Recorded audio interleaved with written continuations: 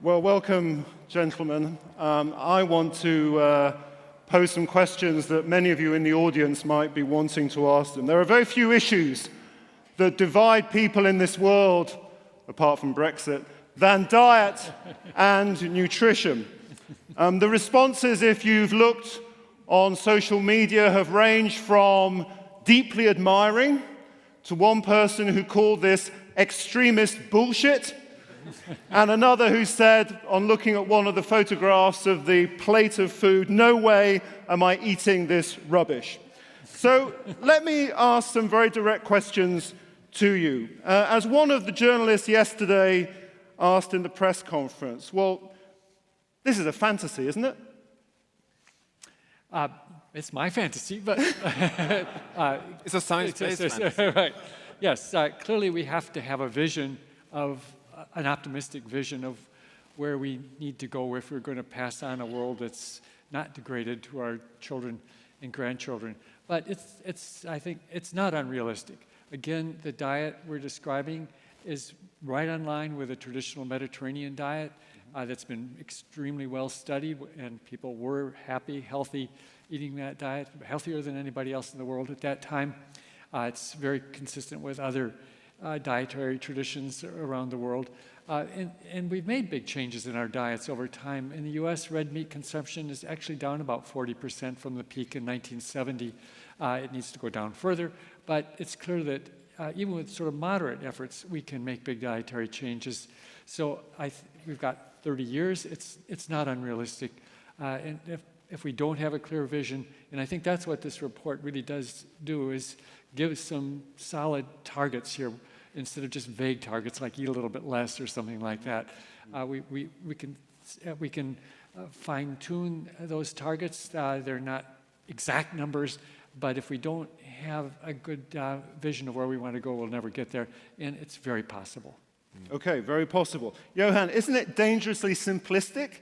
As one person again said on a blog that was published this morning, isn't it dangerously simplistic that simply changing our diets can have such a big impact on the future of our planet?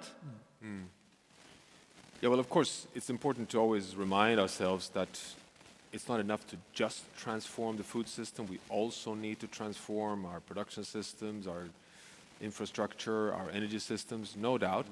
But when you look at the numbers and you look carefully at the numbers, it's quite shocking actually to recognize the fact that the food system is the single largest cause, not only behind climate damage, but also, as I mentioned earlier, in particular biodiversity loss, the whole expansion. I mean, we tend to not recognize the fact that this is the largest transformation we've done in the industrial era, which is actually transition into modern agriculture. So, however we twist and turn these numbers, if we basically, as the film shows here, food can fix it in the terms that food is not a sufficient transition, but it's certainly a necessary step we need to take if we are going to stand any chance of having a future where the planet can remain in a manageable, desirable state. So in that sense, the drama is for real. That's why I would say this is clearly, it's a bit in the same situation where climate was perhaps 20 years ago, that it was also seen as perhaps as fantasy to think of decarbonizing the world economy. Now we've come to a point to recognize, well, it's not a fantasy, it's a necessity. And we're gradually seeing that it actually has benefits. Now we are at the same situation on food, that this is actually a necessity. The beauty is that we immediately can show that there are benefits. It took us 20 years on the climate agenda to prove that it was not a sacrifice. Here, I think, of course, there will be some losers, but it's quite interesting that all of us eating food will be winners. Right. I turned on the radio this morning and turned to the BBC World Service, and this Commission report was the first item on the headlines, and it remained the first item for several hours. This has had a tremendous impact, but we have to recognize that there's a lot of skepticism about some of the claims that are made in the Commission. I want to just drill down a little bit into those claims. Somebody was interviewed in the United Kingdom, somebody who works in the farming industry, and his response was, look, I've been eating meat every day of my life since I was a small child, and look, I'm fit and well. What's the evidence? Well, what's the actual evidence that red meat, changing our approach to red meat, is going to deliver these health benefits. Because many people, based on their daily experience, aren't going to believe that claim. Yeah. It's sort of like the tobacco smoker that's exactly. 70 years old. I've been smoking all my life, and look, here I am. Exactly. But even though we know statistically that he's considerably less likely to be around next year than the person who wasn't smoking tobacco. So what is the evidence? And it's important. And we did not rely on any single type of study. This is really built on layers of evidence. For example, we've used controlled feeding studies where you get a few dozen people. It used to be our graduate students, so we can't do that anymore. And you randomize them to different diets, and you actually feed them those diets. And if you compared to feeding them healthy plant-based sources of protein like nuts and legumes, which substantially reduced LDL cholesterol and other have benefits on other metabolic factors. Red meat is much worse than those plant-based sources. So that alone would say, hey, it's really likely that you're going to be better off eating those plant-based protein sources than red meat. But then now we have large long-term epidemiologic studies where we've followed hundreds of thousands of people for decades. And again, we see, compared to plant-based protein sources, red meat is related to higher risks of type 2 diabetes, cardiovascular disease, some cancers, and overall mortality. So you put all that together, and the weight of evidence is actually extremely strong. Now, in reality, there's no randomized trial where we started people off earlier in adult life and randomized some to red meat and some to a plant-based diet and followed them for 30 years. That kind of study will never be done. But like so many big issues, you really have to look at layers of different kinds of evidence, replicated studies, and that makes a very strong case for individual action and policy. And Johan, could you take us into a little bit more detail? You said yesterday at the press conference that food can be, your words were, a global force for change. Can you just explain to us how the plate of food in front of us 3 times a day can be that force for global change? Just take us into a little bit more connecting those dots. Because again, I think people will think these enormous forces on Earth systems that we're talking about, and then the food in front of us, there seems to be a huge gulf between those two entities. Can we really make a difference as individuals? Well, I mean, I think it is always useful. I mean, it's sometimes quite painful, actually, but it's useful when we step in and buy, let's say, a beef for a plate of food today, to just check, you know, from what production system does it come from and where does it originate from. And if it comes from an intensive meat production system, it is, you know, almost by certainty fed by soya, fed by soya and grain. And that soya comes from most likely Brazil, and that soya has been cultivated on land that has originated from being a rainforest not so many years back. So you suddenly have the evidence behind you on your plate at home that you're part of an unsustainable, broken food system that takes you all the way back to destroying a carbon sink and a biodiversity source and a moisture feedback that controls rainfall, actually all the way to Sao Paulo and across the Atlantic, all the way down to your plate. So you know, you could actually, you know, I think it's time for us to recognize that every piece of food has made a journey across the whole planet often, and in different biomes that actually, you know, of course, my individual action will not be the factor that destroys the Amazon rainforest, but if we all do the same thing, ultimately it will add up. It trickles up to having impact at the global level. Now this, of course, means that we as individuals, all we can do is to try and pose questions and try to, well, shift to healthy diets, but also eat more local, grazing or grass-based meat systems, for example, which is a discussion we've had over the course of the day today here in Norway. So fundamentally, our conclusion is, which is also part of the report, is that this does not land as a responsibility of the shoulders on each individual. It really comes up to regulatory governance measures and corporate responsibilities to make the big shifts. And personally, I'm absolutely convinced that this cannot be done by business alone or consumers alone or policy alone. We have to work this together, and we need countries to be brave enough, why not Norway or why not the Nordics, to really set, the regulatory measures to be able to transition, for the business sector to transition and compete within this healthy dietary regime, which is really difficult. I mean, just look at sugar, how difficult it is to set a tax even on sugar. Yeah. Let me ask you both about time course, because you set this time course as 2050 for this great food transformation. And I just want to ask about that because in the world of climate and health that we've played some role in at the Lancet, that is too late. I mean, the arguments about climate is we have to act now. We have literally a few years to turn this around, and if we don't turn this around in the next few years, then the trajectory is just going to be terrible. We're going to be 3, 4, 5, 6 degrees by the end of this century, way outside the Paris targets. So 2050, too late, surely. Or do we need to act sooner? And if we do, how?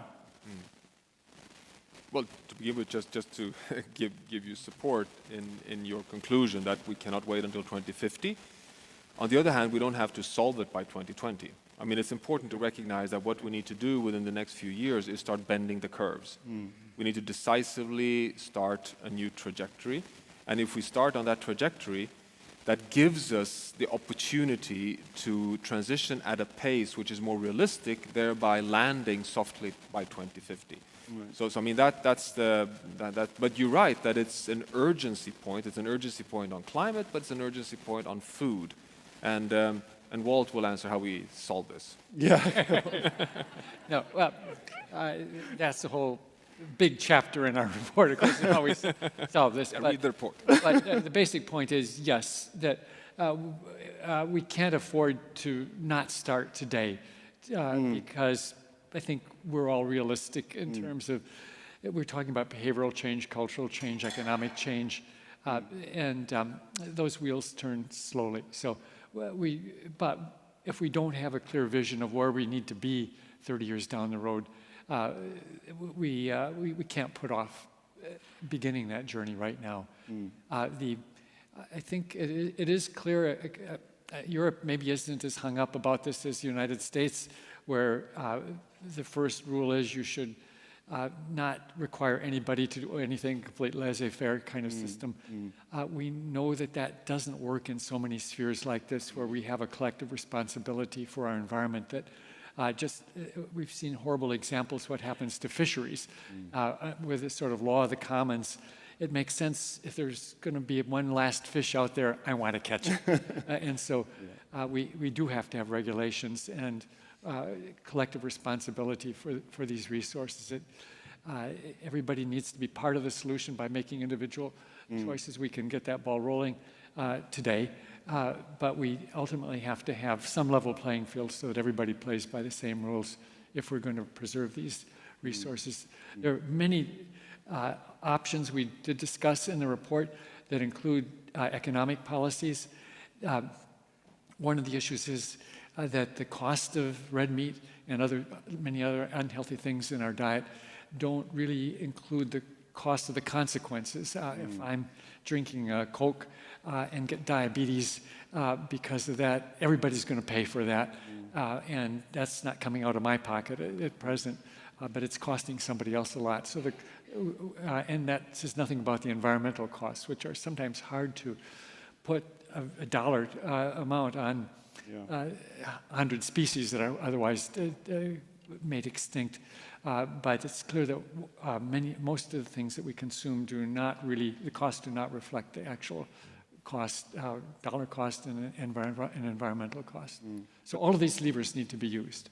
But just to say that I think it's quite shocking, actually, that we have not put a price on carbon on food, for example. I mean, how can we have come to this point where we actually try, after all, to put a price on carbon on energy systems? We have the European trading scheme. I mean, we're really trying our best. It's going too slowly, but still it's being done. And we do nothing on actually putting the right price on the environmental damage caused by the food system. Where we know from economic research that the social cost on carbon is often in the order of $100 per ton of carbon dioxide, but even an economic price at roughly $50 per ton of carbon dioxide is well defendable. If you would load that on beef, you would almost immediately, I can assure you, cut essentially all unsustainable imports to Norway overnight. Yeah. And how can we continue basically subsidizing our own consumption at the price of the planet in a way that is completely unresponsible and just leaving it aside? Yeah. Yep.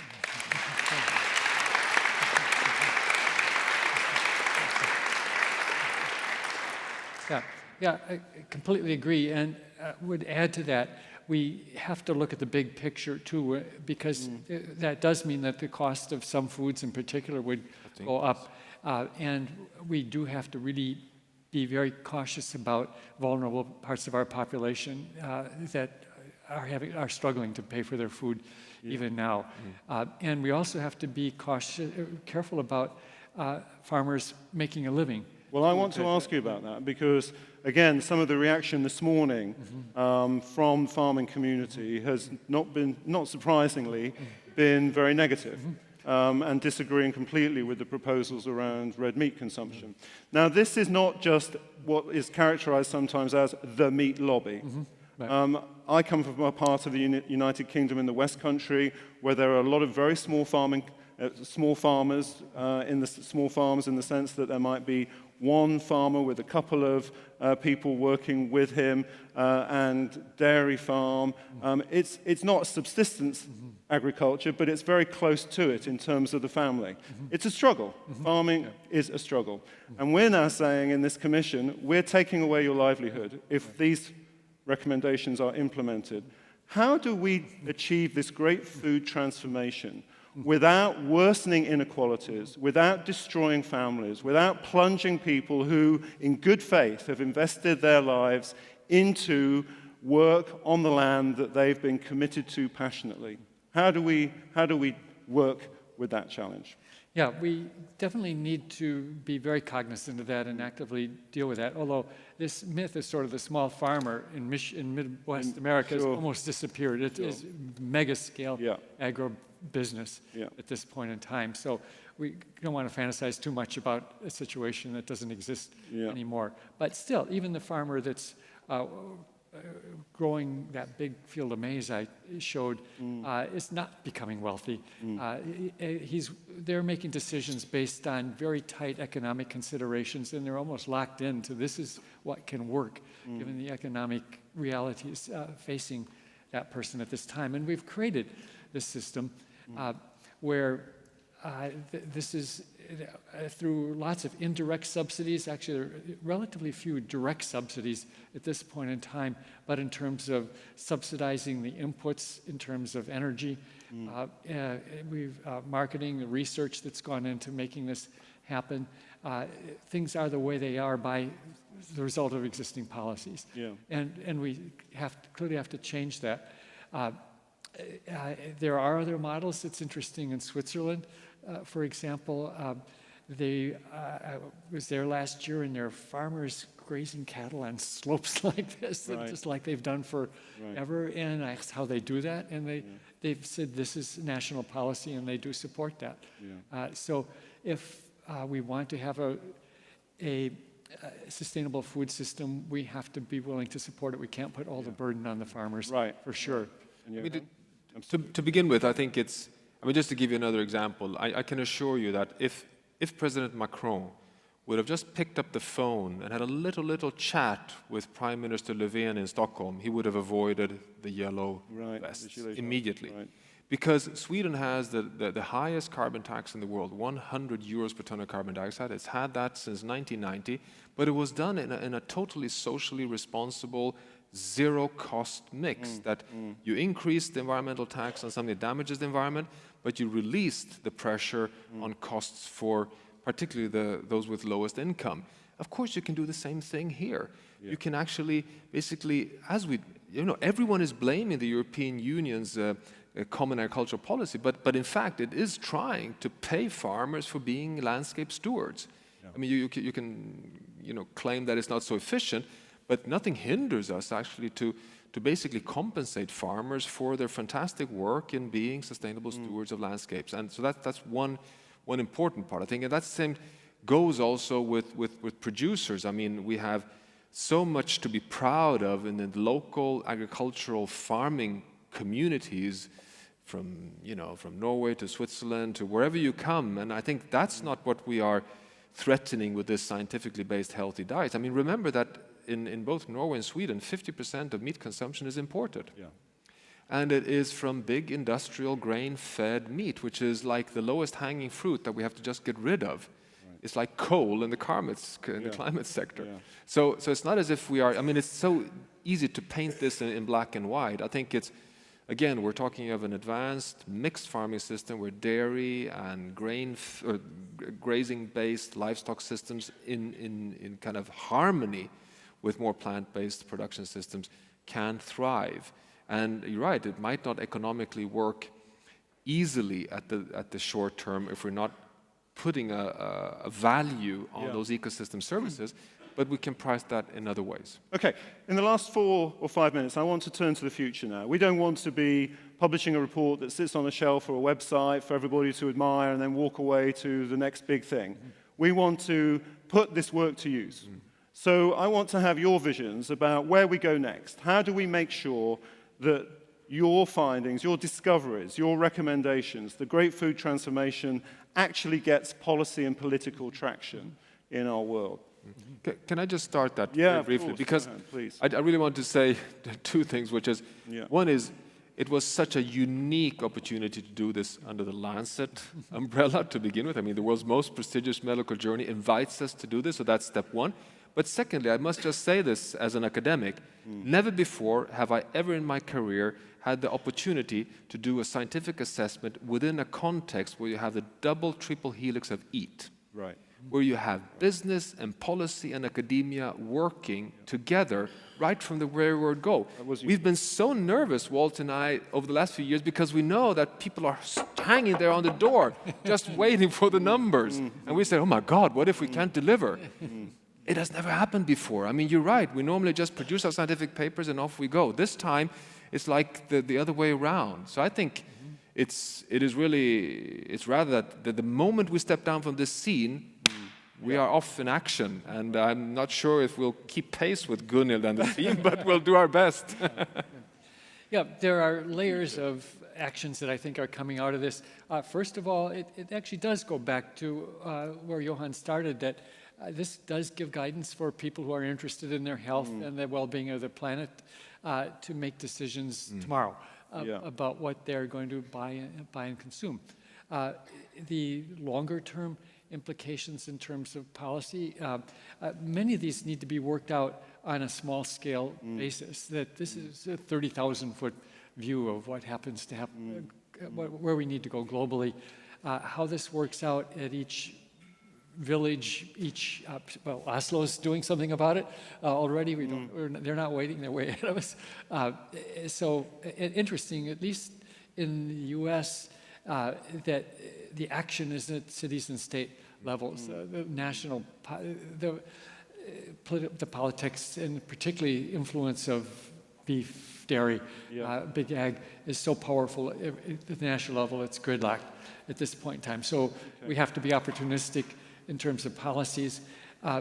But there's a lot of work that does getting into the details. So Johan was talking about it. Well, this is really a good chance for Norway to look at their agricultural policies, and there's some low-hanging fruit that could be addressed right away for groups that want to look at this. The EAT Foundation has set up and will continue to expand a mechanism for analytic models for doing this on a national basis. So this is a framework for looking more deeply. There's a big research agenda here that is before us. We've put most of our research into increasing production of red meat and dairy. We need to put similar kinds of research into producing more nuts, legumes, healthy kinds of foods. Lots of behavioral issues involved in how to make it affordable easy, attractive. Everybody needs So to there's be a lot aboard. to do. Yeah, There's a lot to do. There's a lot to everybody do. here in this room There's does a job. One of the quotes about the Commission that appeared in the early hours of this morning was this, critical, of course. It said, at first, the EAT-Lancet agenda seems to be a noble academic endeavor. On second sight, however, it shapeshifts into a more ambiguous mix of honest scientists and researchers with an agenda, and of philanthropic ideologies and various vested interests. Now, this was meant as a criticism, but I see this as great praise. Great praise. Yes, it is a noble academic endeavor. Yes, it has shape-shifted into a group of honest scientists and researchers who have created a science-based agenda with fantastic leadership from Gunhilde, from the business community, into this triple helix that can indeed challenge the future for humanity. Thank you, everybody. Give a big, warm thank you to our two leaders.